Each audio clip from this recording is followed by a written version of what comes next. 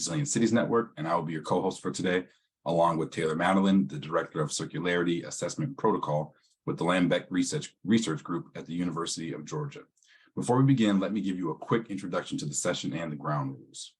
Cities on the Front Line is a virtual thought leadership speaker series featuring solutions by cities for cities. It began in 2020 through a partnership between the Resilient Cities Network and the World Bank Group's City Resilience Program. The series provides city practitioners with a platform for knowledge exchange, and this is the 5th session of the Cities on the Front Line speaker series this year, and is hosted with the support of the Embassy of the United States of America in France and co-hosted with the University of Georgia.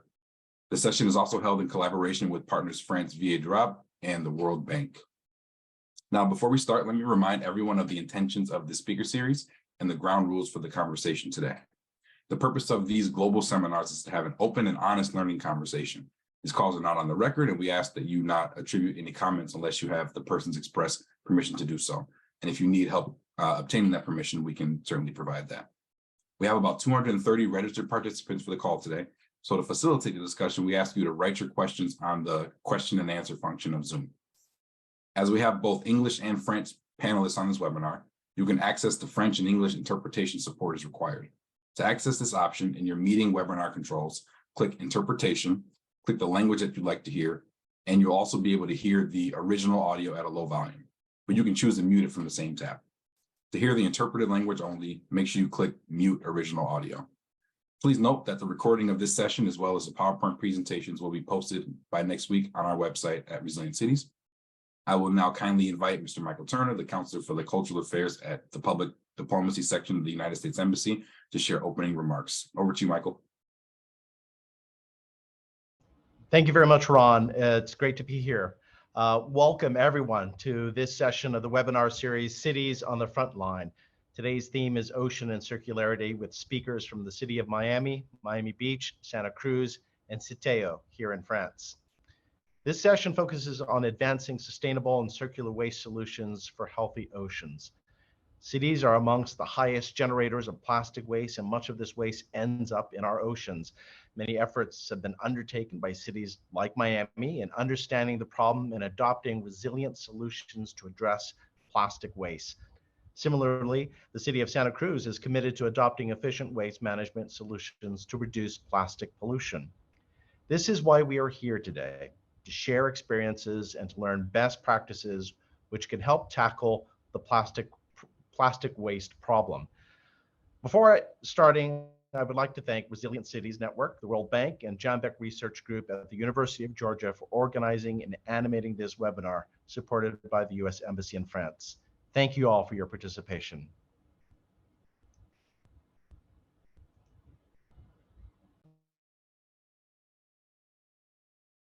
Thank you, Michael. And let me now introduce to you all the session topic on ocean and circularity. Plastic pollution is one of the most pressing concerns we face today, having a devastating impact on marine life and ecosystems, and environmental and economic impacts on cities, as much of this waste leaks into the rivers and the water bodies due to mismanaged waste streams. Responsible management, adopting a circular approach, and stringent controls are crucial to address this problem and advance sustainable local solutions in cities. Cities in the U.S. are amongst the highest generators of plastic waste, and much of this waste still ends up in the ocean. Many efforts have been undertaken by cities like Miami, where the health of Biscayne Bay, the Miami River, and the surrounding ocean is critical to Miami's economy and quality of life. The city of Miami and Miami Beach have made efforts in adopting resilient solutions to address plastic waste. Similarly, the city of Santa Cruz is committed to adopting solutions as a coastal city and adopting efficient waste management solutions to reduce plastic pollution. Now, at the same time, France is aiming to recycle 100% of its plastic waste by 2025, and various efforts are being made on this front to make segregation of waste simpler and identify alternatives to plastic. Enterprises like CITEO are helping in sorting and recycling dry waste by partnering with local authorities to set up a collection and sorting system for waste. By integrating the principles of circular economy and eco-design in their practices, CITEO is doing its bit to reduce the harmful impact of waste in cities. Now, it's essential to learn these good practices and learnings, which can help cities tackle their plastic waste, aim to reduce plastic pollution, and divert marine debris from the ocean. To dive a little bit deeper in this, we have 4 excellent speakers with us today from the city of Miami, Miami Beach, Santa Cruz, and CITEO. and it's a pleasure to introduce them today. First, we have Alyssa Farina, who is an Assistant Chief Resilience Officer of the City of Miami in Florida. She's worked for the City of Miami's Office of Resilience and Sustainability, helping develop the Regional Urban Resilience Strategy, which they call Resilient 305, and it's the city's climate adaptation plan, Miami Forever Climate Ready, and the city's greenhouse gas reduction plan, Miami Forever Carbon Neutral. Currently, Alyssa is focused on continuing to operationalize resilience across the city, creating frameworks for monitoring and evaluation, and mobilizing implementation of resilience strategies. Juanita Ballesteros is the Sustainability and Resilience Manager for the City of Miami Beach in Florida. She holds a bachelor's degree in architecture from MIT and a master's of city planning and a master of landscape architecture from Berkeley. This multidisciplinary background has helped shape her interest in cities and how they're able to respond and adapt to the challenges posed by climate change. As the City of Miami Beach, she works for the mitigation and adaptation considerations for the city's response to climate change and especially to sea level rise. Next we have today is Dr. Tiffany Wise-West, who's the Sustainability and Climate Action Manager in the City of Santa Cruz, California. She's a licensed professional civil engineer with over 25 years of experience in municipal environmental planning, programming, policy, and infrastructure work. Drawing on her interest in innovation and education, she specializes in collaborating across public, private, and academic sectors to deliver equitable, impactful, and award-winning emissions mitigation and climate adaptation initiatives. Next, we have Anne-Sophie Loville, who is the Director of Territorial Operations for CITEO in France. When CITEO was created in 2017, she took over the Management and Planning Department. Then in 2019, the Selective Collection and Territories Department, which is now the Territorial Operations Department. She oversees modernizing sorting centers, transforming the collection of packaging and paper, and deploying out-of-home waste collection and the prevention of littering in collaboration with local authorities. Now, without further ado, let's dive right into the conversation. And I'll hand it over to Taylor to introduce herself and start our panel discussion. Thanks, Taylor. Over to you. Thanks for the introduction, Ron, and thank you again to all of our panelists that are here, and thank you to RCN for hosting this event today. Really excited to have this conversation and host it with you all. As Ron put it very eloquently, cities really are where the rubber meets the road in terms of all of these conversations that are happening at national and international levels right now when it comes to plastic pollution and circularity. And we're really excited to give you all a platform to talk about some of the innovative work that's happening in each of your own cities. So this will be structured for the audience a little bit more like a conversation, but the panelists will be showing some visuals during each of the questions. But I'm going to kick us off with the first question. And this is actually for all of the panelists. And really, this is just sort of a high-level introduction to, what our appetites on the subject. So the question is, what efforts has your city or your organization undertaken specifically for waste management and circularity? Obviously with a specific focus in this context to plastic waste and diverting plastic waste from landfill, from the environment, and otherwise. And if you can speak to some of the key learnings that you have from those interventions that you've implemented, maybe just to give us a top level, what are some of the key interventions and what are some of the key learnings? And I'd love to start with the City of Miami, and then we can go to Santa Cruz, Miami Beach, and then CITEO. So if we could start with Alyssa, please, that would be great.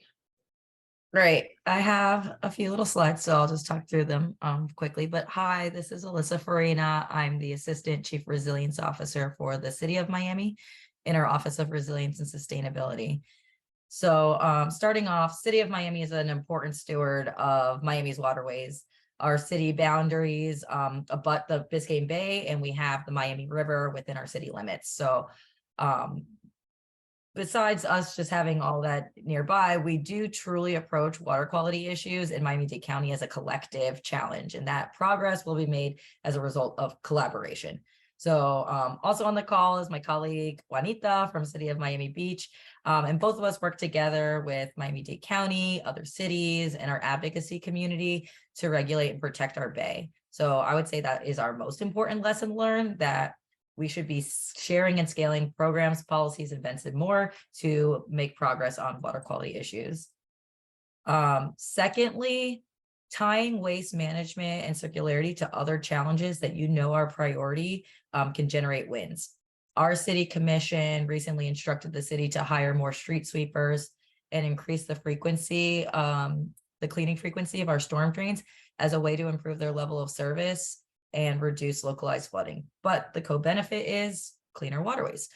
In addition, recently the city became increasingly concerned about air quality in public spaces.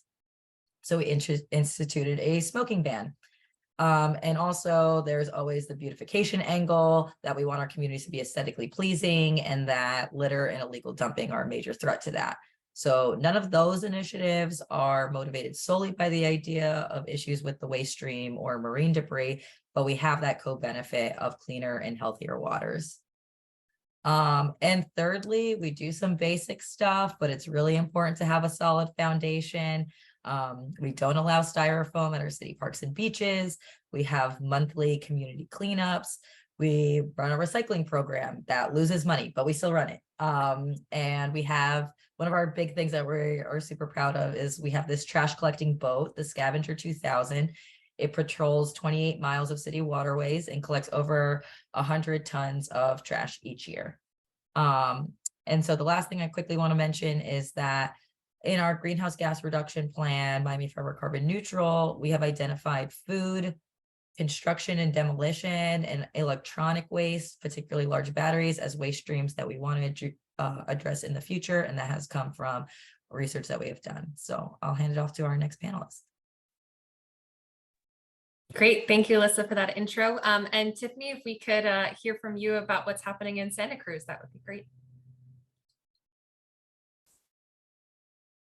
Okay, sure. Hello, everyone. Nice to be here. So here in Santa Cruz on the Central Coast of California, we are adjacent to a thriving marine sanctuary, and that designation's been in place since 1992, which really drives a lot of our progressive action on circularity. Our climate action plan that was adopted just last year, our second plan that we've ever created, also includes a high-level measure to promote the circular economy. And similarly, our 2018 adaptation plan calls for protecting the Monterey Bay Sanctuary. Right now, recycling is required. It has been for some time. We have 68% waste diversion. Also, one of my key learnings is that we have a large waste outreach team for a city of our size, which is really important to ensure we have proper recycling. We just introduced food waste collection. So that's very key for us, as is partnerships, as was mentioned by the previous speaker. And I'm going to speak more about this later, but some of our city policies that we've had in place is we don't procure plastic water bottles internally. There is an effort at our county level to have a ban on the sale of plastic water bottles. We have had a plastic bag ban in place for some time, which eventually became a statewide ban. We also have an internal environmentally profitable purchasing policy that gets to packaging, minimizing packaging, and other plastics reduction. Just last year, we adopted a single use, so coffee cups and other types of single use ware charge of 25 cents, really trying to encourage folks to bring their own. And you'll hear more later about a durable goods for restaurants in lieu of having single-use ware, a program we are looking to stand up. And as part of that, utensils, condiments, plastic straws, and so forth are only on request from our restaurants. Continuing, in terms of, we also have a great program called our Master Recyclers Program. We are a small city, so capacity is an issue, and we put Master Recyclers through a 10-week course. It's extremely popular. We've had several rounds of it, and then they go out in the community, as you can see in the upper left, and help us to educate folks on proper sorting and various circularity principles. In the lower left is one of our videos that we have on proper recycling, and we have a whole series of those. And then also our green business program really emphasizes to the business community. We have over 200 green businesses out of about 900 businesses in our city, where again, these principles are really promoted. Lastly, I just want to mention the beach cleanups with our partner Save Our Shores and others are just so key because this is what helps us track plastics and the efficacy of our interventions, as you can see on the right-hand side. The last thing I'll mention is that we do have throughout our entire county a new initiative called Pitch In Santa Cruz County that's launching, where this logo will be posted at trailheads, beaches, garbage cans, and a communications campaign launching as well.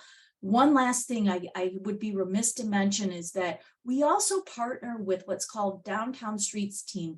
We have a large unhoused population in Santa Cruz, and this is a transitional work program where folks come out, help us clean up our downtown, our beaches, and our corridors. And this is really key for us to keeping that plastic, especially microplastics, out of our ocean. We have many things coming up next, but I'll stop here and pass it on to the next speaker. Fantastic. Thank you for that, Tiffany. I'm going to pass it over to Juanita to tell us about Miami Beach. Perfect. Thank you. Let me find the right screen to share. Alrighty. Hi. Good morning or afternoon or evening to all of us joining from around the globe. I'm really thrilled to be here. So thank you so much for having me. And I'm very excited to hear from our different partners in different cities about all of this work that we're trying to do together. So my name is Juanita Ballesteros. I am the Sustainability and Resilience Manager here for the city of Miami Beach. And doing a whole lot of little things, you know, all of these little actions can add up to larger steps. So I've chosen to highlight a couple of different programs and campaigns that we have here in the city. On the left of the screen, you can see some of the materials that we put out. This is part of our We Heart Biscayne Bay campaign to the Biscayne Bay here, as my colleague Alyssa knows as well, is a really important, highly regulated water body. And so we are trying to maintain it for all of the ecological and also, frankly, economic benefits that it provides, because people come here to go to the water, right? To see the beautiful sands and beaches and to boat. And so we have different campaigns to do that. And we try to make it a little bit fun for people too. Particularly, you'll see the one on the bottom, Don't Be Rough on the Bay, which is about a campaign to educate people on pet waste and how important it is for them to clean up after their pets, because all of those the pet waste that isn't picked up, all of those nutrients go into the water body, and that causes a lot of ecological damage to our bay. We also have our plastic-free program, Plastic-Free MB, and we'll be discussing a little bit more later. This is a voluntary program that our businesses can join to encourage them to reduce the amount of plastic that they provide. And so it has a tiered level. You know, you can start with tier 1 of, say, taking out the plastic bag, and then tier 2, it gets progressively more impactful. And that's something that we have over 170 businesses signed up for. So we are really proud of that program. We also have at the bottom, that little picture is one of our compost hubs. We have 2 compost hubs here in the city, and we're working on putting up a third. And this is a space where community members or residents can come and drop off their waste, their compostable waste, and it's composted by volunteers from our botanical garden. And so that program we really love, and we're trying to scale up. We're trying to put another area here for our residents to be able to use to divert the amount of waste that goes into our waste stream. And then on the right, and this is something that I really wanted to highlight, is different community events that we've held. So in the middle there, you see Yappy Hour, and that's the launch of our Don't Be Rough on the Bay campaign. And so we had different vendors and different providers and music, and people brought their dogs, and they were so cute. And so that is, I think, one of our major takeaways, where, you know, we have these programs and they're really, you know, we tailor them very closely to try and achieve the goals that we want.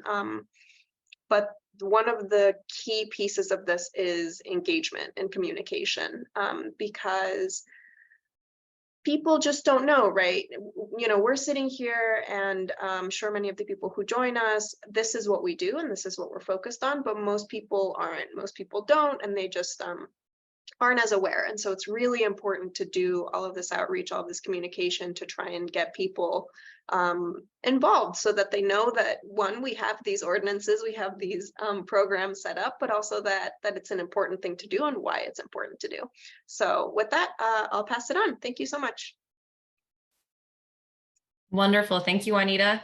And just before I pass it over to Anne-Sophie, just a reminder that if you are not a native French speaker, there is an interpretation option if you would like to switch over and select a different language. But Anne-Sophie, bienvenue, and I will pass it over to you from Citeo in France.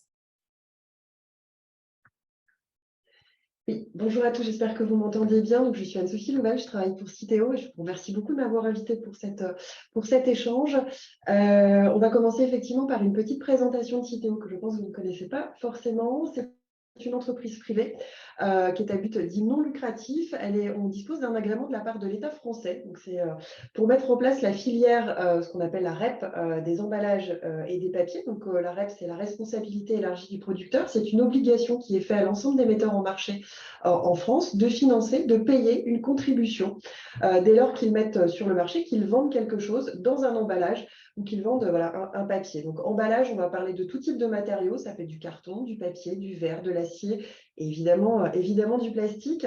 Cette éco-contribution, elle correspond au chiffre d'affaires. Pour nous, cette année, ça correspond à peu près à un peu plus d'1 milliard d'euros que nous avons reçu. Et l'utilisation de ces financements, eh bien, l'objectif, c'est de réduire l'impact environnemental des emballages et des papiers, donc en accompagnant les entreprises qu'elles réduisent leur impact environnemental, mais également en finançant en France les collectivités locales qui sont chargées de la collecte et du tri des déchets, donc notamment les emballages et les papiers.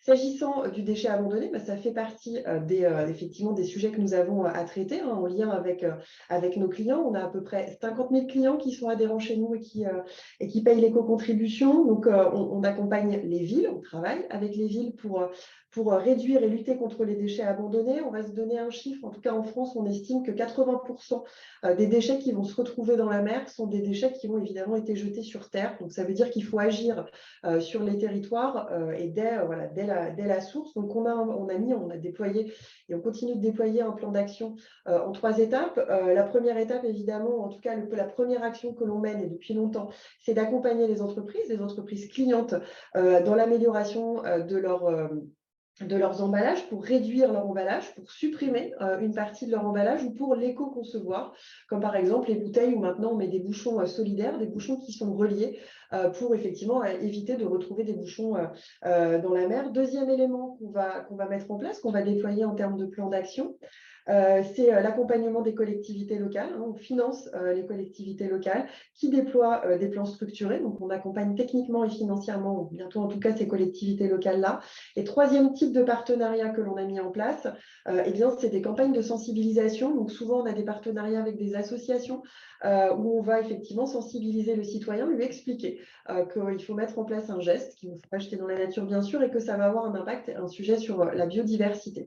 Donc, ça fait partie effectivement des éléments qu'on a déployés. Très modestement, aujourd'hui, on a quelques petits enseignements dans nos travaux. Et les 2 ou 3 premiers enseignements qu'on identifie, c'est que d'abord, il faut agir sur un territoire cohérent. Où on le voit, il faut éviter des petits territoires très, très maillés, mais au contraire, avoir une échelle ou un maillage territorial relativement important. On sait, en tout cas, c'est le cas en France, qu'il y a souvent plusieurs acteurs qui vont être compétents, performants, pertinents sur les territoires en question. Donc, ça veut dire qu'il faut concerter, se mettre autour de la table.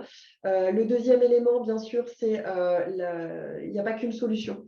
Quand on est face aux déchets abandonnés, souvent, on va l'observer, les causes sont multiples. On va observer de l'incivilité, on va observer des causes météorologiques comme le vent, par exemple, ou l'absence d'équipement de collecte. Donc, c'est l'ensemble de ces éléments qui nous permettent de déployer des plans d'action. Et troisième élément, quand on discute avec les collectivités locales ou nos différents interlocuteurs, c'est qu'il faut mettre en place des solutions pérennes, pas faire des choses un peu comme ça, un peu événementielles, mais plutôt lancer des travaux de très longue haleine. Je vais m'arrêter là. Merci beaucoup.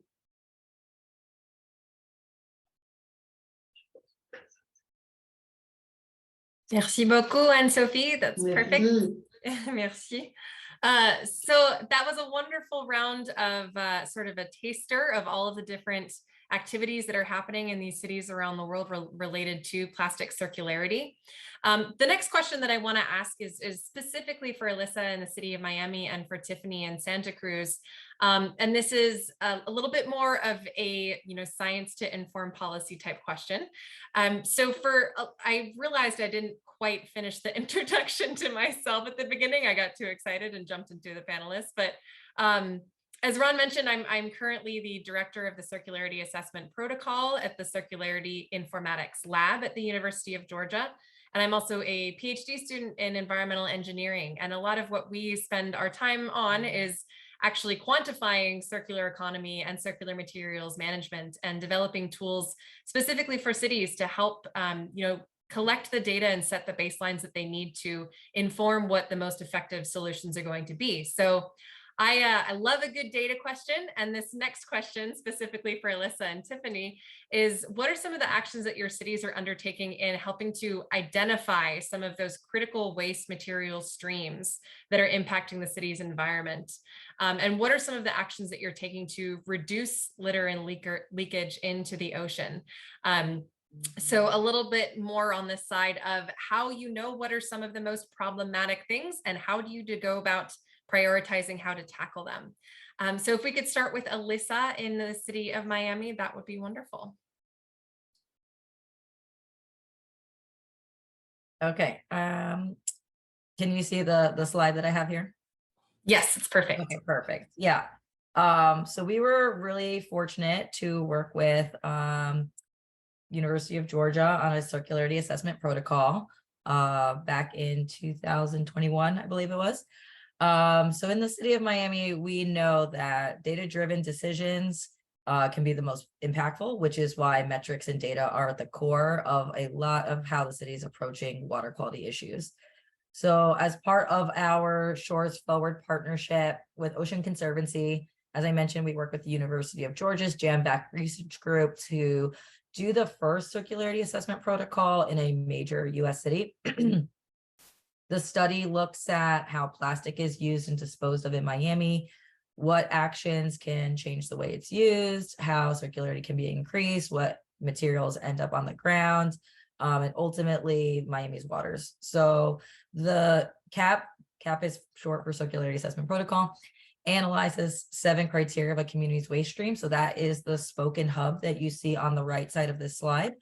So that is input, what products are sold; community assessment, what are the local attitudes towards waste; product design, what materials are used locally, especially in packaging; use and reuse, so what are the local behaviors towards reuse; collection of materials, so what is the waste stream composition and volume; end of life, how is waste disposed; and leakage, what waste ends up in the environment. So key findings for Miami. In total, 10,000 litter items were recorded by the CAP in May 2021 in sample areas across the city.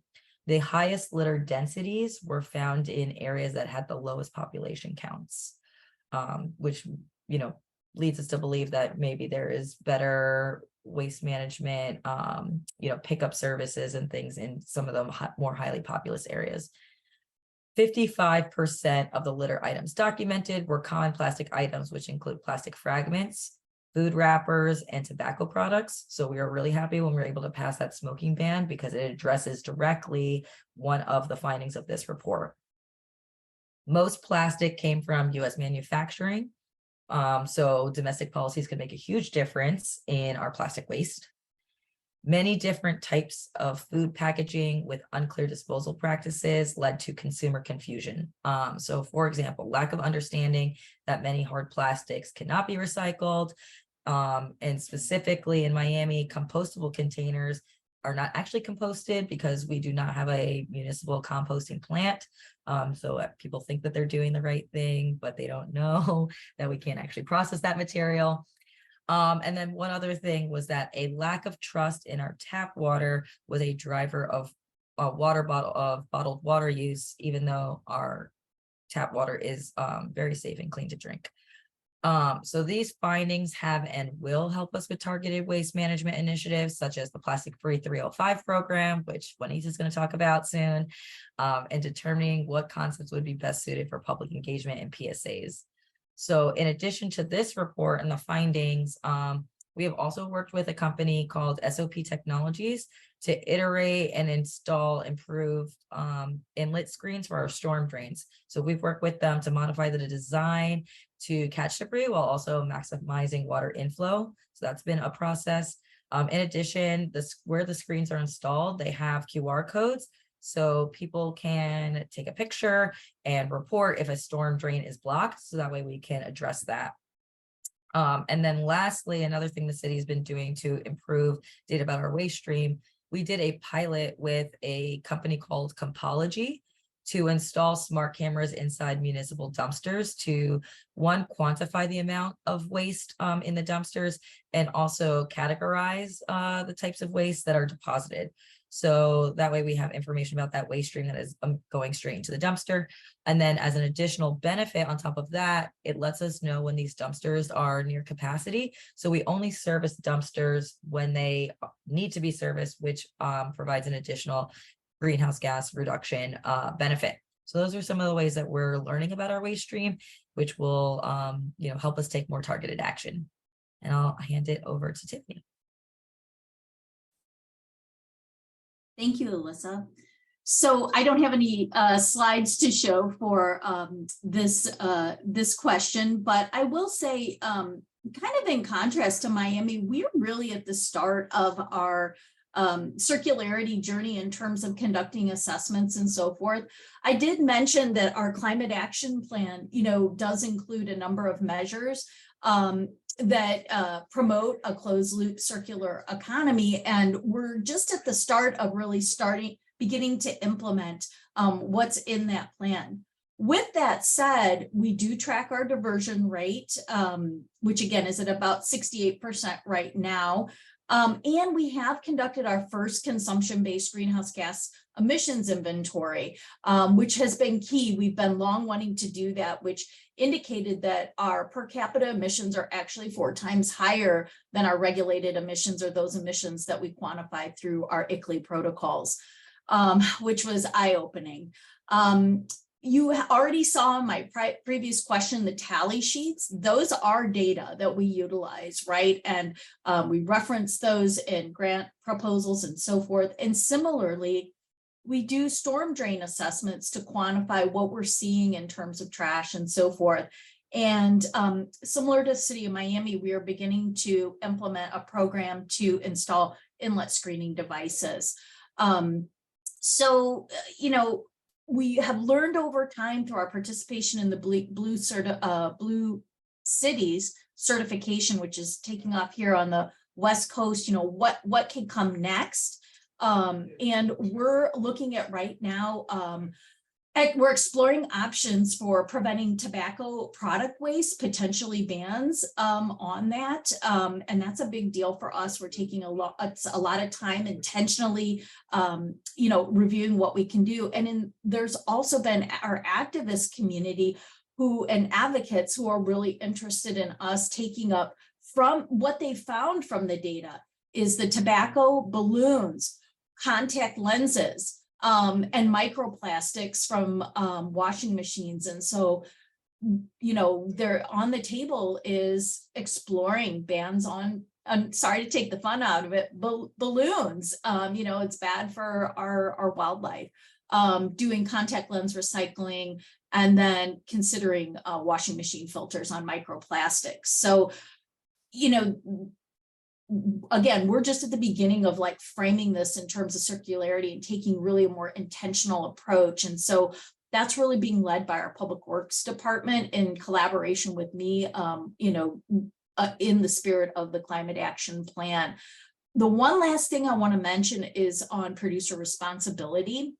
So on the state level, we have advocated, in our local assembly member, former assembly member, introduced a bill, unfortunately did not get codified, didn't gain traction, that water bottles that producers needed to take back those caps and or make those caps integrated into the bottle itself. So it really seems to be a bit nascent on producer responsibility here in California. I should say with a caveat that this type of work is not my day-to-day work, right? We have a whole teams that are working on this. So I'm just speaking from a high level.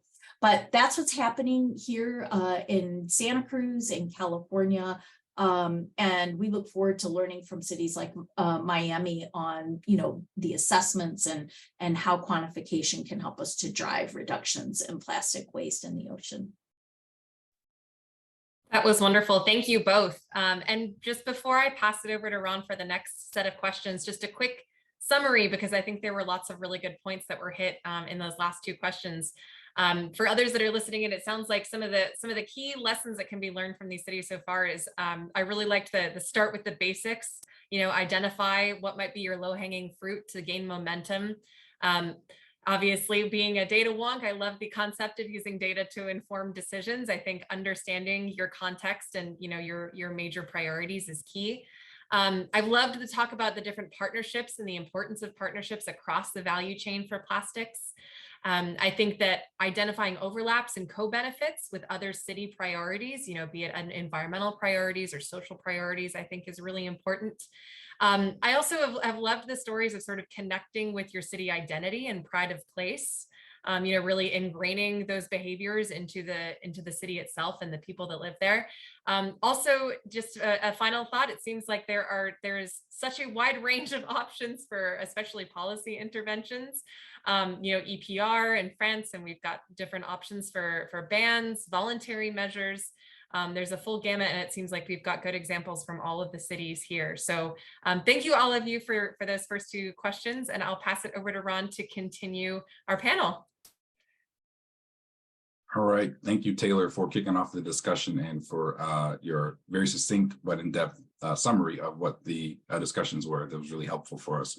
And thank you, Alyssa and Tiffany, for diving a little bit deeper into your communities and providing that interesting contrast, particularly from the West Coast and the East Coast and different parts of your journey. This next question is going to be focused in on Miami Beach and Sateo. For the both of you, we really would like to know, what are the programs and the policies that have been adopted at the city level in the case of Miami Beach and at the national level in the case of France to address and regulate plastic pollution, and how local businesses help by adopting sustainable practices? And I will start with you, Juanita, to answer that question. Great, thank you, Ron. As we were prepping for this meeting, I kind of struggled with where to start, and so I'm just going to start with our long list of things. So, in terms of policies, we do have our ordinances that we've been able to put in. So we have a ban on styrofoam throughout the city, plastic straws. And then, dependent on location, we're able to ban plastic bags provided by businesses who have their sidewalk cafes. And more recently, we've been able to ban cigarette use in public beaches and parks. And I will say, in terms of the ordinances, that there is a challenge of working with, as a city, what you are able to do, right? Because we are kind of a smaller unit. And so that's definitely a challenge of working with for like things that we are preempted with statewide, for instance. So those are the ordinances that we're able to have some of the ordinances. And then, as I sort of mentioned in my introduction, it's really something that we really focus on is outreach and education, because we can pass these ordinances, but if people don't know about them, they don't really do anything.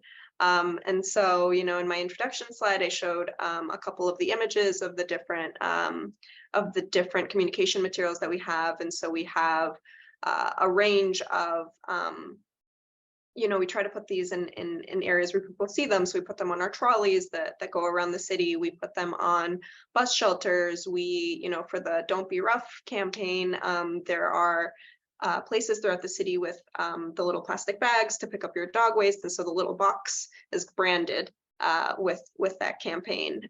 We also do, as I kind of mentioned, events. And so we had a really successful Yappy Hour. That was something that we started last year to launch the Don't Be Rough campaign. And it was frankly really adorable. The community came out with their tiny little dogs, and it was delightful. And we also had vendors to talk about, here are different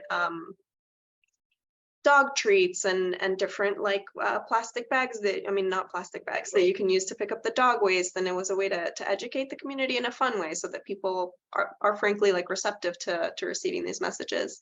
And we also had our first annual Yappy Hour. Turtle Fest. And this is it's a large event that we put on again for the first time this year. And it is about turtles, but also our oceans, and making sure that our waters are a good habitat for the turtles. Lots of turtles nest on our beaches. And so we want to make sure to educate the community about that. And it was really successful. We had a variety of vendors and people were going up to all of them and asking for information. And so that was really nice to see. And then the last thing that I'll talk about is a range of different programs that we have. I mentioned the compost hubs in my introduction. We have a lot of special events here. We're the city of Miami Beach. There are lots of people that come here. There are lots of different events. So during our high impact weekends, like for instance, 4th of July is coming up. For instance, spring break, things like that. We do place special attention of having beach cleanups with our partnering organizations to make sure that we have people out there not just doing the cleanups, but that we're also, again, educating people. We hand out bags and say, hey, if you pick up some litter on the beach, then you're able to get a prize from us. And so we do these give outs and these education events. We're also trying to come up with a program for our events to help make them more sustainable, right? Many of our events don't know where to start. So where can you find information? What kind of things do we suggest? We have a new contract for our pouring rights with Pepsi. And the reason that we chose Pepsi is because they were able to provide us a plastic-free proposal. And so for our city properties, as well as any city-sponsored events, we have no plastic options except for items like Gatorade, for instance, that don't have that yet. And this is a big deal because this is a 10-year contract. And so we wanted to make sure that when we were entering with a new contract, that we were able to push for that. And so that was a big push that we made, and we're really excited. And then the last thing I'll mention is to Alyssa's point earlier, we have our plastic-free MB program. And again, this is the voluntary program for our businesses to reduce the amount of plastic that they use. For all of these things that I've mentioned, this is a first step. And these are the things that we're doing now, and we're learning and we're constantly improving. And one of the really exciting things about this program is how it was able to scale. And so now we have the Plastic-Free 305 program, and that's done at the county level. And so, slowly but surely, we're able to expand these programs. The county is doing it slightly differently. And so now we're able to learn from them when they were able to learn from us. And now we're working on, I'll say some TLC to put more attention on our program and to see what we can learn from the county to make it even better. And so all of this is, the last thing that I'll leave you with is that it's an iterative process. These are the things that we're able to implement now, but we're constantly looking at them. We're constantly improving them. We're constantly trying to make our processes better. And again, to do that outreach and communication so that people know that these processes are ongoing. So I'll stop there. Thank you, Anita. And I know if we have more time, you'll be able to dive a bit deeper into all of those things and more. I find it interesting. It's a great example of how cities take the leadership in not only their own communities, but then scaling up and scaling out, and certainly scaling into other industries to help support that vision, particularly around Plastic-Free 305 and the other things you mentioned. All right, I will shift over to you, Anne-Sophie, on some of the national programs in France and also how businesses have been able to be engaged and also support that work. Alors effectivement, on a plusieurs éléments. On a déjà un cadre réglementaire qui évidemment en France est en 2 étapes. On va d'abord avoir une réglementation au niveau européen qui prévoit, et c'est dans le cadre des plastiques à usage unique qui va se durcir beaucoup pour combattre contre effectivement cette pollution plastique. On va avoir une première chose qui est une obligation de récupérer, de collecter 90% des bouteilles qui sont vendues en France à horizon 2029 devront être collectées. Donc, on devra mettre un système, que ce soit à la maison, sur la plage, dans la rue, pour collecter l'ensemble de ces bouteilles-là. Donc ça, c'est effectivement, ça date de 2019. C'est une obligation qui concerne l'ensemble des pays européens et donc évidemment qui concerne la France. Dans cette directive européenne, il y avait plusieurs éléments qui sont ensuite traduits en droit français, donc qui sont transposés dans des lois qui s'appliquent à nous.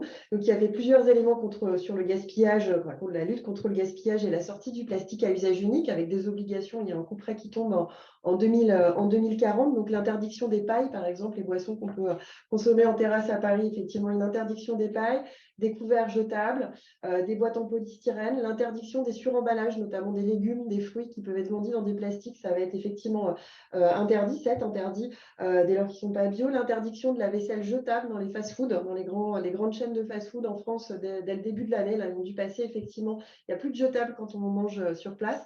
Donc ça fait partie des modifications déjà de suppression d'une partie des plastiques. Pour l'année prochaine, on en parlait tout à l'heure, il y a cette question du bouchon solidaire, le fait qu'effectivement les bouchons doivent désormais être attachés aux bouteilles en plastique, ils ne peuvent pas se désolidariser, ça évite une partie de la pollution plastique. Et puis en droit français également, un certain nombre d'ambitions à horizon 2030. La première, c'est que tout ce qui est mis en marché, tout ce qui est vendu en termes d'emballage, notamment plastique, doit avoir une filière de recyclage. Ça veut dire qu'on a la possibilité de le recycler. Tout ce qui ne sera pas recyclable en 2030 sera interdit de mise en marché. Donc, il y a effectivement sur certaines résines plastiques une question qui peut se poser.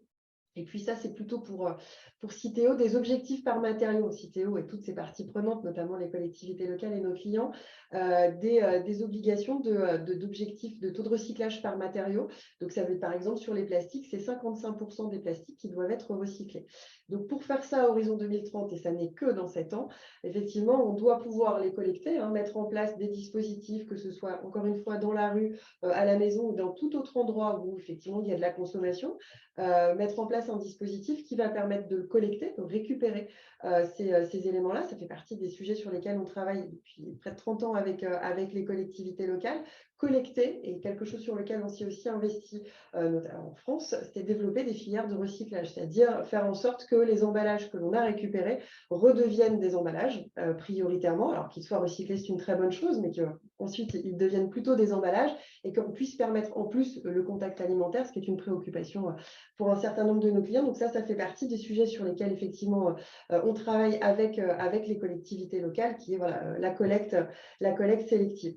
Si on revient effectivement sur les déchets abandonnés, dans les travaux qu'on a menés, puisqu'à partir du début d'année, on prend en charge les frais des collectivités locales.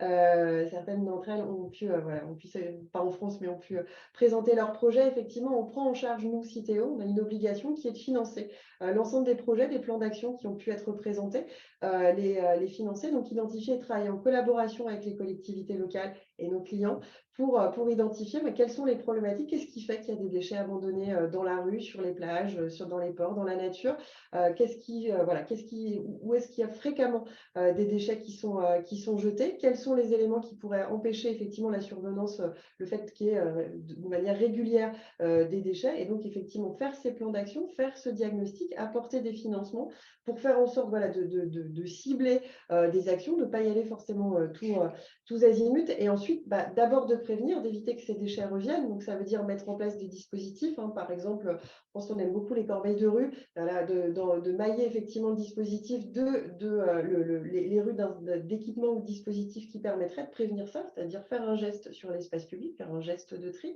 Ça, c'est la première chose. Et la deuxième chose, c'est tout ce qui va être curatif. Certains d'entre vous en ont parlé, c'est limiter l'impact sur la biodiversité. Donc, le curatif, c'est effectivement avoir des grandes campagnes, souvent avec des associations, souvent avec des particuliers qui vont s'engager au quotidien, enfin, plutôt le week-end, pour aller ramasser effectivement un certain nombre de déchets pour nettoyer des espaces maritimes ou forestiers. Donc, ça, c'est des éléments sur lesquels on est investi aujourd'hui dans un cadre réglementaire, vous l'avez vu, qui est quand même de plus en plus exigeant, qui se durcit avec des coups près en 2030, en tout cas des deadlines en 2030 et en 2040. Merci.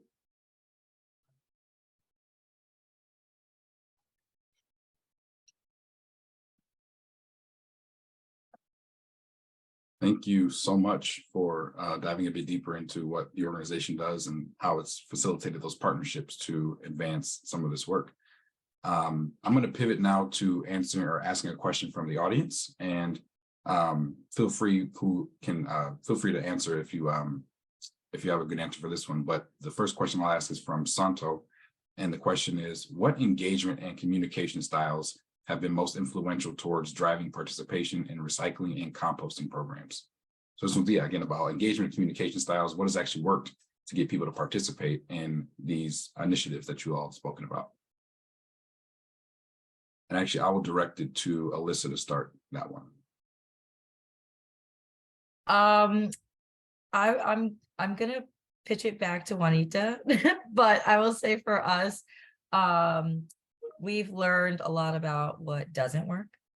And what doesn't work is just assuming that people will care, assuming that these things are ingrained behavior. We have a lot of transient population, a lot of foreign born in Miami. So we have a big mixture of different attitudes towards waste management. We have people who really, really care. And then we have people who are just, it's not really on their radar at all.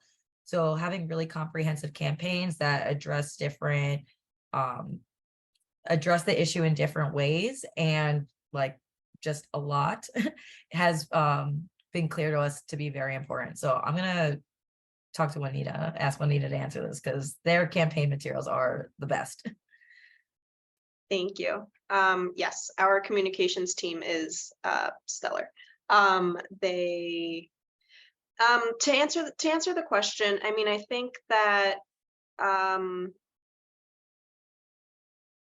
I think it's a tough question. Frankly, I think that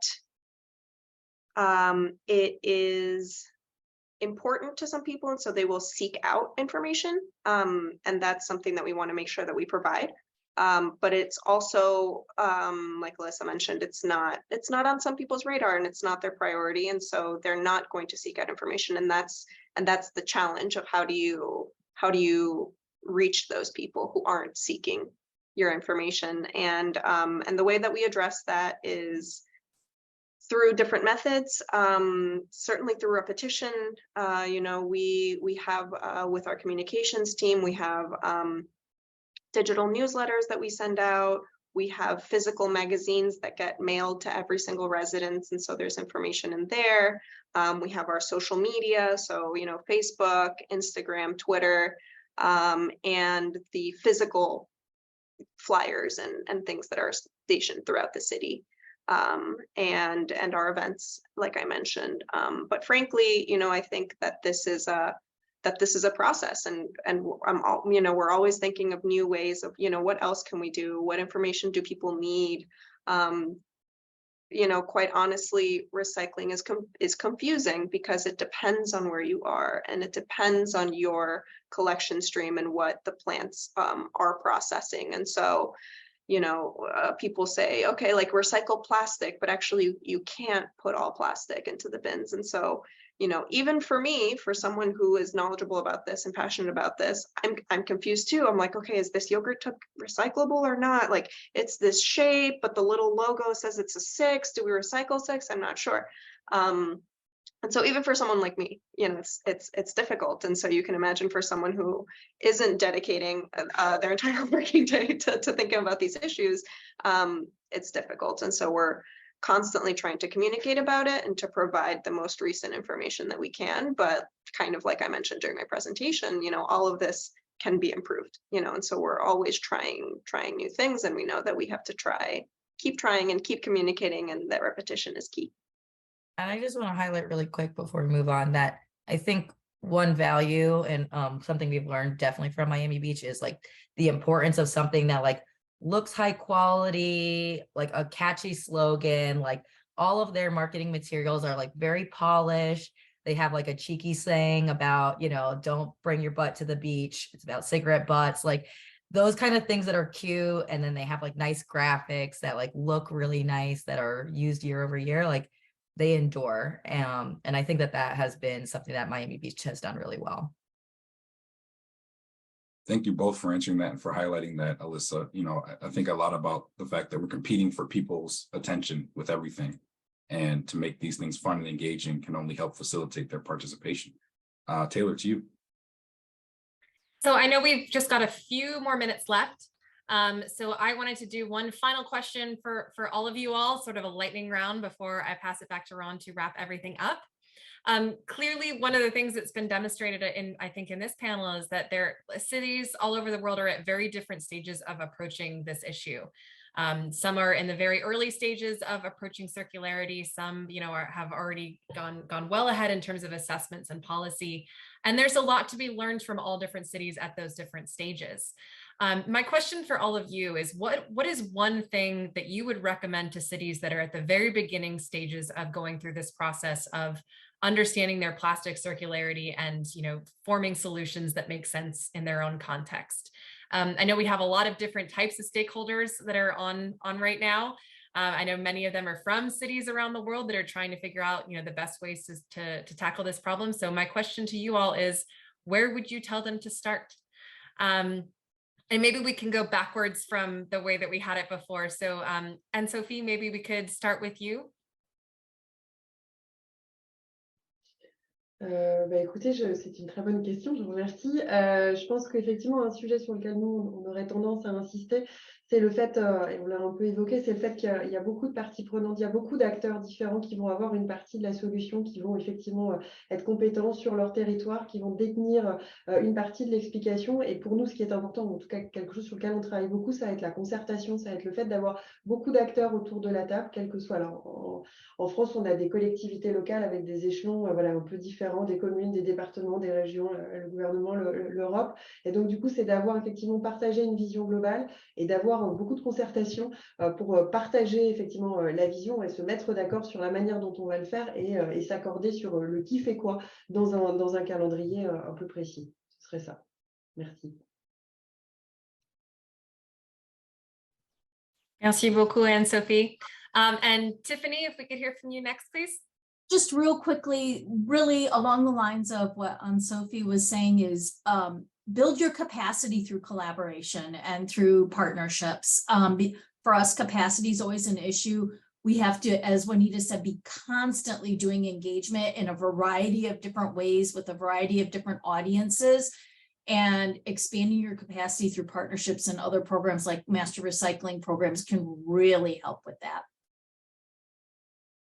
That's great, Tiffany. Thanks so much. Juanita, maybe you can give us some parting thoughts on as a city that's pretty far along in this process. I mean, there's always so much more to go. Yeah, I mean, I definitely agree with the previous two speakers.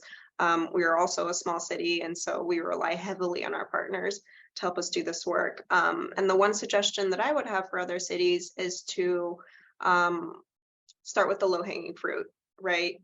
Determine, what is going to have the least resistance in your path and start there, because you need to start somewhere and everything adds up. And so I think just start with the easiest piece, right? And you start chipping away at it and reach kind of larger solutions.